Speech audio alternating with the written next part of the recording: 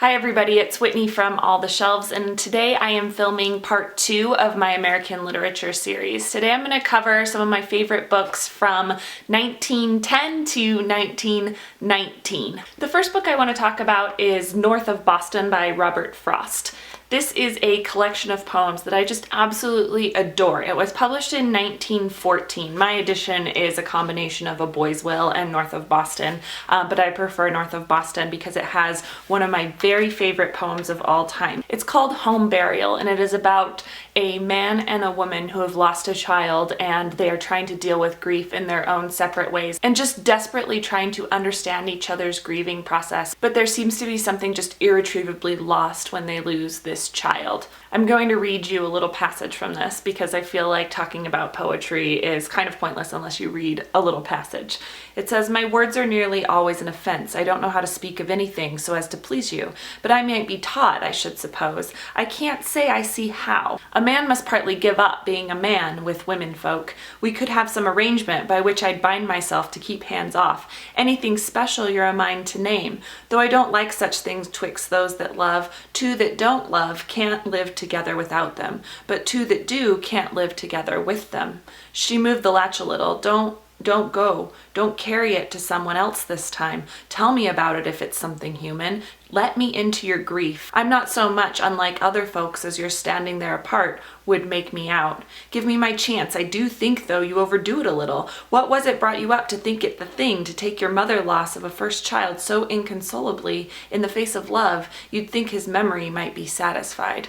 So you can hear that the way that the couple speaks to each other, they can't really understand each other at all. There's a little passage in here where the father buries the child and the mother just cannot understand how he could callously just dig this grave without crying or expressing his grief on the outside. And he's trying to say, no, this is how I express my grief. And she just can't understand because she wants to talk through it and he wants to perform these actions. I think that the entire collection is about people not quite understanding each other. And I think that a lot of Robert Frost poems are about that. They always seem on the surface to be like perfect for high school readings where it's like, this fence represents, the barrier between two people, and these apples represent death or whatever. It seems to have this one-on-one correlation, but I actually don't think that's the case at all. I think his poems are deceptively simple. And they have multiple layers so that you can appreciate them on sort of a guttural level. You can appreciate them on a narrative level. If you're in a high school or college classroom, you can think about the symbolism or you can think about the theories behind them all. He's just a master of the form, and I think deservedly has this place in American culture. So if you're looking for an excellent poetry collection, check out North of Boston by Robert Frost. Switching gears completely, I want to talk about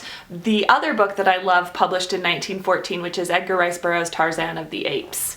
I wish that you could just like thumb through my copy with me and see just how beloved this book is. I have read this book 4 times, I think, 4 times. I've read some of the sequels. It like obsesses me. It's like I can't quite figure it out. It's a pulp novel. It's totally contradictory on things like race and gender. The way that it represents evolution is just completely strange, I think. On the one hand, it's got these Lamarckian qualities. Lamarck's conception of human development was that species could develop certain traits and then those developed traits would pass on to their offspring. And so Tarzan's biological father, Lord Greystoke, is this white aristocracy, so he passes on some good traits to Tarzan, like a kind of sense of civilization or an innate morality. And then the novel has this conception of nurture where Tarzan's adopted mother is the ape Kala, and through her process of raising Tarzan, she gifts him with like just superb physicality and a kind of primalness that is in direct opposition to the kind of like effete, deteriorated English aristocracy. You probably all have a general sense of the story of Tarzan, so I'm not going to go into what it is about. I will say that the prose can really shine in some areas and it really lacks in some areas. There's a lot of repetition.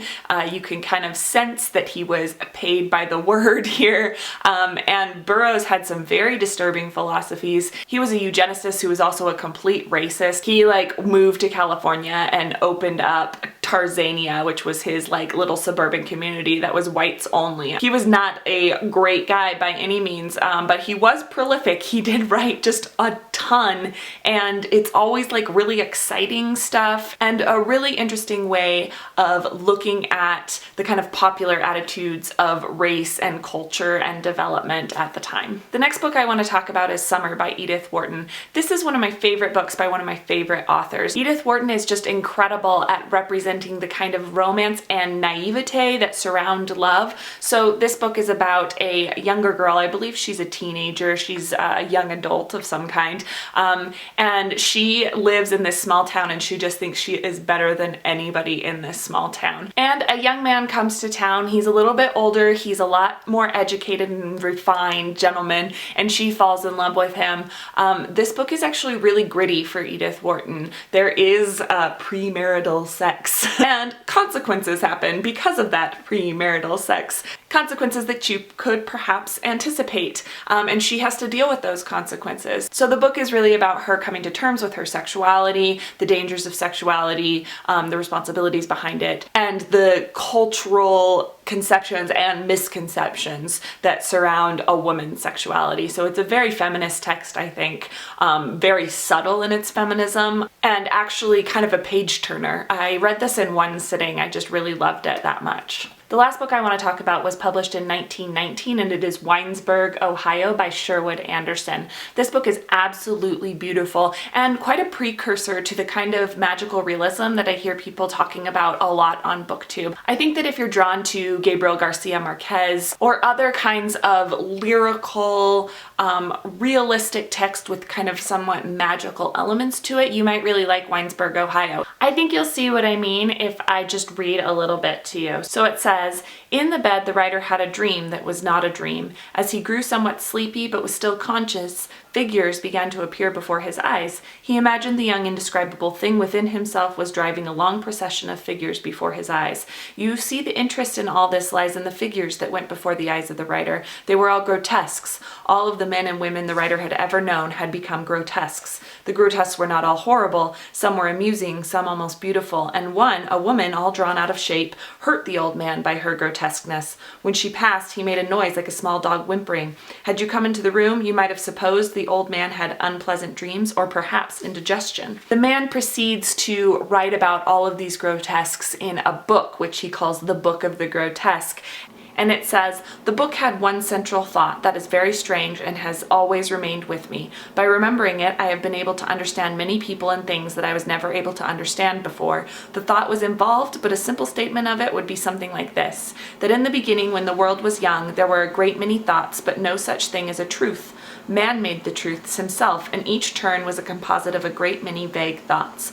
All about in the world were the truths, and they were all beautiful. So the book is a series of short stories that are interconnected about the town Winesburg, Ohio, and they all have something kind of off about them. The language is very circular. It creates this kind of dreamlike interconnectedness between all of the stories, and I just absolutely love it. So it works as a series of short stories. You could read one story at a time, but it works even better if you take it all in extended sittings. Because we move through this setting so quickly from story to story, it's hard to remember exactly which characters are reappearing and cycling back through a different story. So I read this once kind of broken up, and then I sat down and reread the whole thing again to kind of see how the pieces were working together. I really do think that a lot of you on BookTube would love this book. It has the reputation of being a classic because it was published in 1919 and it's something that people study in school, but I think that there is something that feels very modern about this book. Maybe it's those magical realism elements, the kind of fairy tale quality to it, the way that words circle through it in a very lyrical way, but it just hasn't lost its sense of urgency and relevancy to the way that I feel a lot of people experience the world. So those were 4 of my favorite books that were published in America from 1910 to 1919. Next week I will talk about my favorite decade of American literature, which is the 1920s. I think I'll have a lot more selections that week. If you've read any of these books, maybe for school or for fun, I would love to talk about those down below. I hope you're having a good day and having a good week, and I will see you in my next video.